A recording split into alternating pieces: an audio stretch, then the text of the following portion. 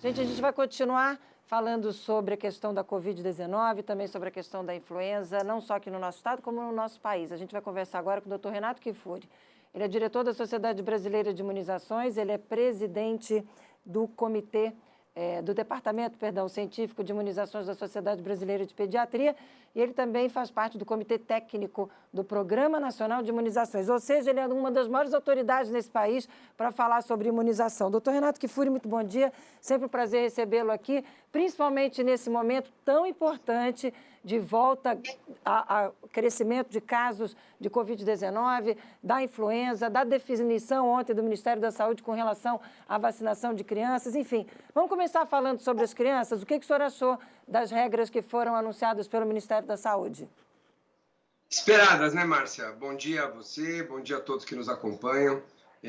Muito desejada, protelada até onde foi possível, que o Ministério demorou para, através de consultas públicas, de audiências públicas desnecessárias, para dizer o óbvio, né, que as crianças precisam ser vacinadas, que as vacinas são seguras, que é preciso agilizar a compra dessas vacinas e iniciar o mais breve possível. A decisão foi tomada de maneira corretíssima, embora com atraso, embora sem nenhum ânimo, estavam quase que pedindo desculpas por ter introduzido as vacinas, constrangidos de ter introduzido a vacina, contrariando o presidente, mas venceu o bom senso, venceu a razão, venceu a ciência. Crianças precisam ser vacinadas, o recado aí para quem nos acompanha, seus filhos precisam ser vacinados. A vacina é segura, passou por todos os processos que passaram para vacinarmos os adultos, os idosos, os adolescentes, chegou a vez das crianças.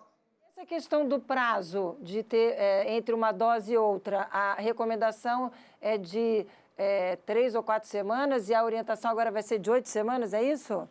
É isso, esse é o melhor prazo, né? Na verdade, para os adultos nós utilizamos também até mais, utilizamos 3 meses, lembra? Quando a gente aprendeu com o uso na vida real que intervalos maiores se traduzem para uma proteção melhor. Então, quando você usa 2 ou 3 meses de intervalo entre a primeira e a segunda dose, o resultado final de proteção é melhor. Dados recentes apontam também que tem menos efeitos colaterais quando você aumenta o intervalo. Então, mais seguro, protege melhor, e nem que nós quiséssemos, nós não teríamos 40 milhões de doses amanhã, nós vamos receber aos poucos. Então é preferível dar a primeira dose para o maior número de pessoas, alargar um pouco esse intervalo e depois completar o esquema. Essa decisão é corretíssima, ao meu ver, respeita os melhores princípios aí em termos de evidências científicas disponíveis. Este é o correto. Mesmo que nós tivéssemos aí todas as doses na geladeira, ainda assim o intervalo de 8 semanas seria mais apropriado. Doutor Renato Kfouri, o senhor já falou aí da importância, o senhor começou falando da importância e começou falando diretamente para os pais, mas eu queria reforçar essa fala do senhor diretamente para os pais. Por favor, olha para a câmera e pensa que o senhor está pensando, está olhando para o olho de cada pai e de cada mãe que nos acompanha nesse momento. O que o senhor diz para esse pai e para essa mãe? Márcia, a gente tem visto, infelizmente, muita notícia falsa. Então, eu falo com vocês que têm filhos, que têm netos, e fico ouvindo muitas inverdades na internet, nas redes sociais, de que a vacina vai injetar um problema para o seu filho, que vai lá na frente ter câncer, não ter fertilidade, vai virar um jacaré, ou vai trazer problemas para a sua saúde. Cuidado com essas informações. Todas as agências regulatórias do mundo aprovaram a vacina. A Anvisa, nossa, aprovou a vacina. A Sociedade Brasileira de Pediatria, que reúne os maiores especialistas em pediatria do país, recomenda de forma enfática a vacinação de seus filhos. Tivemos 300 mortes de crianças de 5 a 11 anos. A cada 2 dias, uma criança morreu de Covid no país de 5 a 11 anos porque não tinha vacina.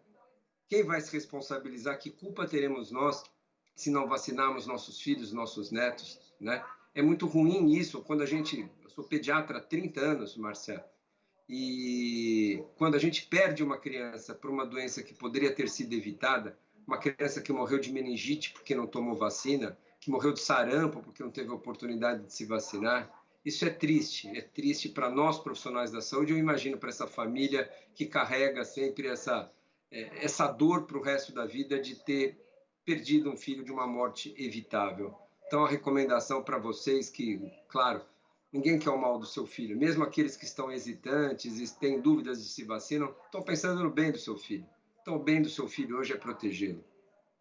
o fato de, mesmo que não tenham colocado a obrigatoriedade de um pedido médico, ter orientado que passe pelo posto de saúde, que procure um profissional de saúde, não é necessário isso. A recomendação, por si só, já está valendo. Vá e vacine. É isso? É isso, tá no programa, nenhuma vacina do programa de imunizações disponível nos postos de saúde, você precisa de receita, você precisa de recomendação médica. Então, vocês todos devem procurar, não há necessidade nenhuma de procurar médico, de autorização, de receita médica, e a criança é acompanhada dos seus pais ou responsáveis, serão vacinadas, e devia ser um dia de festa e não um dia de preocupação. A vacinação das crianças vai se traduzir em poupar vidas. E a gente não está falando só de morte, não, né, Márcia? A gente não quer ficar doente, a gente não quer ser internado, a gente não quer nossos filhos com dor, com sofrimento, sequelados muitas vezes para o resto da vida. A gente coloca uma vacina não é só para prevenir morte, não. Covid-19 matou mais do que muitas vacinas do calendário. Covid-19 mata mais que catapora, que sarampo, que gripe, que meningite, que diarreia, que todas elas juntas, inclusive. E ninguém hesita em vacinar seus filhos. Então, chegou a hora de vacinar com a Covid, vão vacinar com segurança. Vamos fazer um balanço da situação que a gente está vivendo no Brasil? Assustadora, preocupante? Como é que o senhor define? Olha, de novo, né, mais uma onda da Covid-19, né, dessa vez causada pela Omicron. Talvez a maior onda que o planeta vai viver. Ela é extremamente contagiosa e, com isso, os recordes serão batidos todos, de registro de casos diários, de registro de casos por país. A Europa toda, já praticamente todos os países já estão com o seu maior número de registro de casos de toda a epidemia, de toda a pandemia. E está chegando no Brasil. Os números já são absurdamente grandes. Eu costumo brincar que quem não tem um amigo com Covid hoje é porque tem poucos amigos. Não tem amigos, precisa rever suas relações sociais. Porque todos nós que estamos ouvindo aqui, tem alguém na família, algum amigo com Covid. Isso é visível para todos nós. A boa notícia é que a vacinação tem nos protegido das formas graves. Esse aumento gigantesco de número de casos que vamos experimentar não está sendo acompanhado em outros países de um aumento proporcional de hospitalizações e mortes. Ou seja, a vacina continua funcionando para prevenir formas graves. Mas, Márcia, muito cuidado com isso. Porque quando você tem 1 milhão de casos novos e você tem só 1% que vai hospitalizar e tem uma doença grave e vir a falecer, 1% de 1 milhão é muita gente. Nós não estamos falando 1% de 10 casos, nós estamos falando 1% de muitos casos. Então, mesmo que percentualmente seja uma porcentagem muito pequena, em números absolutos, vai encher hospitais, vai levar um monte de consulta. A gente já está vendo, né? Todos os serviços de saúde bastante carregados, ainda mais com a epidemia simultânea da gripe também correndo entre nós. E eu ia perguntar isso agora, expectativa daqui para frente, principalmente também com relação à influenza. A influenza, a boa notícia é que ela dura pouco, né? Epidemias de influenza duram 4 a 6 semanas. Então, a gente já passa a temporada do vírus influenza. Está mais no verão, no calor, onde não é um período habitual que ela costuma circular. Então, em breve, a gente vai ter já um decréscimo dos casos, do registro de casos de influenza. Rio de Janeiro já começou a decrescer. São Paulo está atingindo o seu máximo agora. Aí no Sul tende a ser um pouco mais tardio. Mas a gente vai ver essa epidemia anual que acontece esse ano, jogada para o final do ano, né? Por conta do predomínio do coronavírus, não houve espaço do vírus da gripe circular. Então, no final do ano, onde ele encontrou uma brecha ali, ele voltou e voltou com toda a força. Mas essa é uma epidemia velha, conhecida, a gente lida com ela há muitos anos. Temos vacinas também, como a Covid, mas ela é de curta duração. O doutor Renato Kfouri, Pereirinha, que sabia que eu ia conversar com o senhor, pediu que eu lhe fizesse uma pergunta. Ele recebeu uma informação de internet, que a gente não sabe se é verdadeiro ou não, por isso aproveito a oportunidade de ter o senhor aqui, dizendo que quem está com influenza deve tomar chá de erva doce, porque erva doce tem a mesma substância que o medicamento Tamiflu, remédio usado para tratar H1N1. Fato, boato, fake news, verdade? Mito puro, não há nenhum. Claro que você tomar um chá quando você está gripado vai fazer bem para você, como se você tomar água, como se você tomar um suco de laranja, como se você for se benzer ou for a alguma igreja, fazer uma reza, tem o mesmo efeito, mas pode tomar um chá sim, mas não há nenhum efeito protetor fitoterápico demonstrado em erva doce que vai fazer algum benefício contra o vírus influenza. Infelizmente não, Pereirinha, mas tome seu chá com muita fé. que vai melhorar da sua gripe. Viu, Pereirinha? Essa foi exclusiva para você. E para você que está em casa nos acompanhando e também recebeu essa mesma mensagem que o Pereirinha recebeu. Para fechar, doutor Renato Kfouri, expectativa para que vai acontecer com relação à Covid-19, essa expectativa de uma 4ª dose e a questão do carnaval. Já fiz as 3 perguntas para o senhor fechar numa conclusão aqui esse nosso bate-papo. Bom, carnaval é óbvio que não estamos em momento nenhum de aglomerações, né? Da mesma maneira que permitimos flexibilizações, estádios de futebol com torcida, shows, voltas de restaurante, quando as taxas de transmissão eram muito baixas, hoje, com as taxas de transmissão muito elevadas, nós temos que retroceder. Muitos falavam, quando tiver 90% de vacinado, podemos isso, podemos aquilo. O indicador não é número de vacinados, o indicador são taxas de transmissão. Então, a despeito de quantos vacinados nós temos, quando a transmissão está alta, o risco de contágio é grande, temos que restringir. Então, o momento agora não é de fazer carnaval, não é de fazer cruzeiro, não é de ter estádio de futebol com torcida, o momento é de mais resguardo.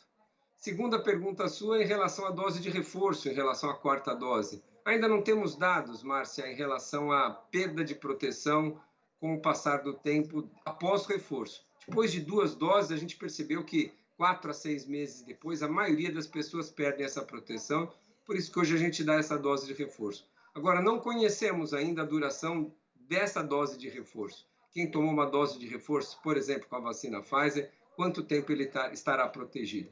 A perspectiva é que, provavelmente, enquanto durar a pandemia, enquanto o nosso risco for muito grande, nós precisaremos manter níveis altos de proteção. E eu acho que, provavelmente, em 22, todos nós devemos tomar mais uma dose. Não me pergunte com que intervalo, nem qual vacina, mas nós vamos ainda em breve voltar aqui e te dar essa resposta. Mas, por enquanto, é nos concentrarmos nos 3 pilares da vacinação importante. Aumentar a base de vacinados, que significa incluir crianças. Cobertura vacinal alta, segundo pilar, né? Dessa população elegível, o maior número possível, com 2 doses, de maneira mais homogênea possível. E o terceiro e último pilar, reforço de quem perdeu a proteção. Se vacinarmos muitos, com boas coberturas, e reforçar aqueles que perderam a proteção, nós estaremos, não sei se livres da doença, mas livres das formas graves e de grandes complicações da Covid. Certamente isso vai nos ajudar bastante. Doutor Renato Kfouri, sempre muito bom ter o senhor aqui com a gente, é tranquilizador ouvi-lo, é muito importante para a gente ter o senhor aqui trazendo essas informações para Santa Catarina, principalmente com relação agora às crianças, por o senhor ser o responsável aí pelo Departamento Científico da Sociedade Brasileira de Pediatria, Departamento Científico de Imunização. Então, não tem ninguém melhor para conversar com os pais aqui de Santa Catarina sobre vacina em criança do que o senhor. Muito obrigada por estar com a gente no dia de hoje. Um excelente dia, até uma próxima oportunidade.